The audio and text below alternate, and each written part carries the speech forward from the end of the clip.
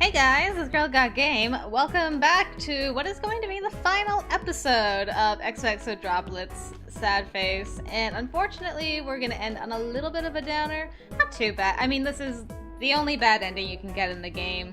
I was going to do it last time, but unfortunately my game bugged out and I couldn't get it. Normally the way you get this ending is by getting all the clicks into the danger zone, which is below 0 reputation points.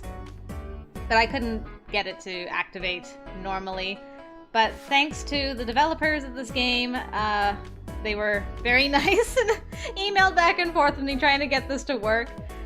So my game the game hasn't been patched yet for this, but they were super nice enough to send me a build of the game that would allow me to at least view the bad ending. So that's what I have right now. I did get the conditions for it many times, but couldn't get it to activate, so now I can, and I'm really glad that I can at least see it.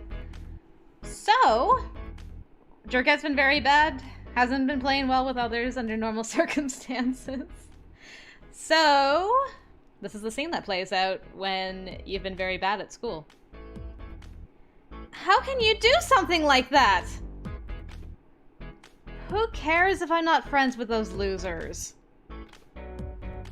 Yes, I remember how that was the deal, but that doesn't mean you have to follow through with it. But I don't want to go back home. Fine. See you then. Bye. The MC was taken out of SSB shortly after that call. She spent the rest of her high school days in a different school at the end.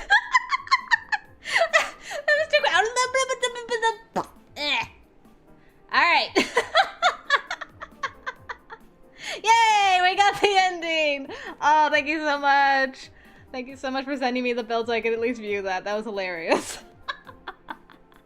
Parents putting down the law. You gotta play nice with others. You get pulled out of the school and don't get one of these cute jerk boys. Oh, fantastic. That was great.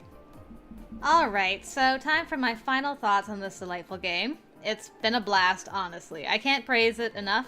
What a great concept of having jerks fall in love and remaining their jerky selves, even after they found someone to love. Definitely the key highlight for the game is the writing. There are a few times where there were typos, or it seemed like the dialogue was maybe attributed to the wrong person. This isn't a huge detractor, but I did want to mention it since there were a couple instances where I was a little lost. But the banter between characters and their interactions were absolutely fantastic. So many great and amazing scenes. And the characters, so lovable. Definitely a very memorable cast in this game. Not just the main characters, but the supporting characters as well. The art was beautiful as well. I wish we had gotten more CGs personally, but that's just me. I mean, I especially wish we had had at least one with Cam, Adrian, and Lucas, but the CGs that do exist are really cute. Music's also really good. I especially loved that the music changed depending on what season of the year it was. That was a nice touch. What else? Oh yeah, the gameplay. I liked the mechanics of calling and texting your boo. Now, I personally don't like the grinding aspects of some visual novels where you're doing like stat building and stuff like that. And that is at play a little bit here with the click system. I think the system is fine. It's implemented well in the game. It's not overly punishing, which is nice. But what I really appreciated is the inclusion of cheats for people like myself who wanted to just focus on the boys. So big kudos from me for that. Thank you very much. And of course, the dating system of picking different locations to take the guys out was really nice. And I liked that they had seasonal outfits as well. It was also great to run into some of the other characters too when you're on dates some of the time.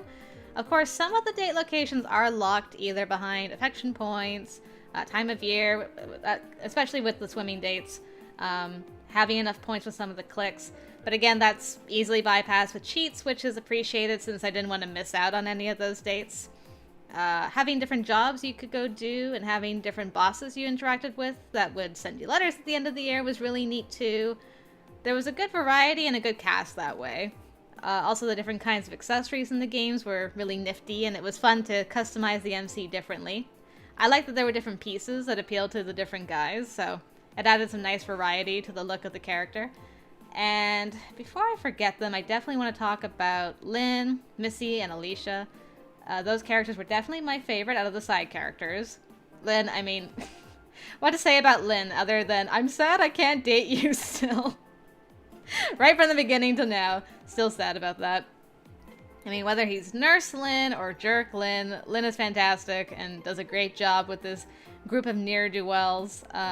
Missy and Alicia, while they do have side conversations where you can get to know them a little better, I do wish they would have had some more random scenes. I like both of their characters a lot, but not too much is done with them really, and it's hard to think of them as friends a lot of the time since they show up so sparingly, unless you're deliberately trying to get their friendship ending. But themselves as characters I really liked, just wish we could have seen more of them is all. So yeah, other than that, what else can I say? Other than this was absolutely fantastic, and I super enjoyed my time with the game, and I would definitely recommend it to anybody. But now, with that out of the way, it's time to get to the most important part of this video, which is my boy list. Mwahaha. I don't think my number one guy or the last guy on my list will be a huge surprise to anyone, but I will admit I had to think for quite some time about the guys in between first and last. So first off is, obviously, Bay. I mean, I had to. Bay is Bay for me, and it was written in the stars from when I first met him. His sarcasm was the greatest, and I love that he was really the only guy who was able to take control from Jerkette when it comes to the relationship. Usually she just bullies the other guys into doing what she wants, which is entertaining, but she very rarely is able to do that with Bay, and it was really great to see that. And coming in at a super close number 2 is, of course, Mr. Nate Lawson. Wow, did that boy try his hardest to win number 1 spot, and I did almost give it to him. I love Nate so much. And I think if I were to compare myself to anyone in the Jerk Squad, it would be Nate. I relate a ton to his major perfectionism and annoyance when people are praised for not doing that much, while also feeling like I never do enough or do it well enough, since I'm not doing it, perfectly. So, Nate has a big place in my heart for sure. I really love that he and Jerkette felt like a true partnership. I felt that he was genuinely in love with her, and the two of them played well off of each other, and it was really sweet. Now, after this is where I wasn't so sure. I ended up deciding on Lucas as my number 3. What a crazy boy he is, but so fun. Him and Jerkette felt like two sides of the same coin, really, and I loved how much time she invested to get him and the Jerk Squad on better terms. It was really heartwarming to see her do something selfless for a guy. Plus, it didn't hurt that we got a lot more interactions with the Jerk Squad just in general. But Lucas himself is such a soft sweetheart who can flirt like nobody's business, so I enjoyed him immensely. Number 4 goes to Pranala. What a boy. I mean, what do you say about Pranala? Cute, tall, quiet boy with the sassiest attitude you can imagine. As well as the most incredible outfits in the entire game, I think. Pran was fantastic. I do wish we had learned more about his situation with his family. We just kind of scratched the surface with that, unfortunately. But I did so love his friendship with Jeremy, and how he grew increasingly more comfortable with Jerkette. I really enjoyed his route. And, of course, where Pran is, not far behind is Jeremy, and that's true in this list too. Jeremy comes up next on my list. How can you not love Jeremy? He's got some of the best quips, and so many of the things he says is such a big mood. His wide-eyed look is adorable. It's my favorite look in the game. Just melts my heart. Jeremy is unique in that his family has a much bigger role than the other guys' families do, since his family owns one of the stores that you work at in the game. And I adored his family. They're fantastic. I love their reactions to everything, especially when their son was going to go to prom. Oh, that was so good. And my final thoughts on Jeremy is he needs to be snuggled in a blanket for all time. He might not like that very much, but darn, he deserves all the snuggles. Next up is Everett. I do feel bad that he's this far down on my list, and I feel especially bad because I've listed him after Jeremy, which is his arch nemesis. And that's not because I don't love Everett. I do. He has this charm about him. I don't know how to explain it. But I just didn't enjoy him and his route as much as the boys listed above him. But he will always have a special place in my heart. He was the first guy's route that I did. So, I'll always think of him fondly. Him and Jerkette have some great interactions and play well off of each other. And of course, this is another boy with some legendary outfits. Wow, the pastel in his closet. It's unlike anything I've ever seen. But you know what? He pulls it off well for the most part. Now, for Everett's sake, I did at least put him above Adrian, who is next on my list. Sweet, sweet Addie, or Addie. I'm still not sure how to say his nickname, but anyway, he's too pure for this world. He needs to be protected at all costs. I'm sad that we didn't get more dates with him, and Cam too, actually, but he was an absolute delight, even if him taking things too literally got him into some tough situations sometimes. And hilarious, but he was an absolute sweetheart, and definitely has great taste in accessories, since his gift to Jerkhead is one of the most beautiful pieces in the game. So, good job, Addie. Next up is definitely Cam. I kept going back and forth between him and Adrian. They're pretty even for me, honestly. Cam is just such an adorable, confused puppy. I think what ultimately ended up putting him lower on the list for me is because of Jerkhead. It's all Jerkhead's fault. She's so mean and sometimes just outright rude to Cam, and I would get so upset and angry at her for that. But Cam, yeah, Cam honestly deserves so much better than her. Plus, you know what? This guy, he knows how to pick out a killer pair of headphones. My favorite accessory, I think, in the game. I love it. So yeah, Cam deserves better, and that's why he's this far on my list. Anyway, lastly, bringing up the rear, which I'm sure this is gonna be zero surprise to anyone. Shiloh Fields.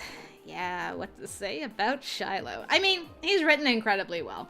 He's incredibly clever and manipulative, scarily so, actually. I don't think we ever get to see the real Shiloh, although we do catch glimpses once in a while, and it's always hilarious when he allows his mask to drop, even if it's just for a moment. He was definitely intriguing, and some of what he said brought me back to when I was a kid, funnily enough. Under the right circumstances, I think I could have quite easily become a Shiloh, but thankfully that didn't end up happening. He really did bring me back to a time when I was just pretending to be nicey nice to people to try and take advantage of them. It happened. There was a time in my life. I mean, I was nowhere near as clever as Shiloh, though. And thankfully, I did meet some good people eventually who got me onto a better path. Now I'm just an overachieving perfectionist like Nate, which is much better, right? But anyways, Shiloh. Love to hate him. He has a nice, secure spot at the bottom, and no one can take that from him, so well done, that boy. And with that, I think we are all done. I could talk about the Click Boyfriends, but there's not much there. And I already did sort of an arbitrary list of them when I finished Waldo's route. So, yeah, that'll do us for XOXO Droplets. I hope you guys enjoyed this. Thank you very much for joining me as I played through this. As I said, thoroughly enjoyed it.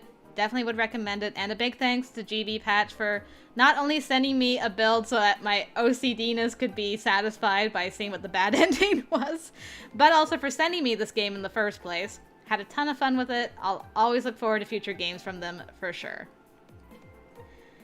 Now that we're completely done with this, though, it's time to head back to Kyoto Winds and finish up what's left over there. We've got some DLC short stories as well as a solo route, but before any of that, there is someone very important whose route we must do next. And that, of course, is my sweet demon husbando-to-be, Chikage, who I fell for basically since I saw him, and I'm so excited it's finally his turn next. He's been trying to get me for the last 11 routes, and now it looks like the chase may finally be at an end. So I hope you'll join me over there for that, guys. Thanks again very much for watching, and as always, I will see you later.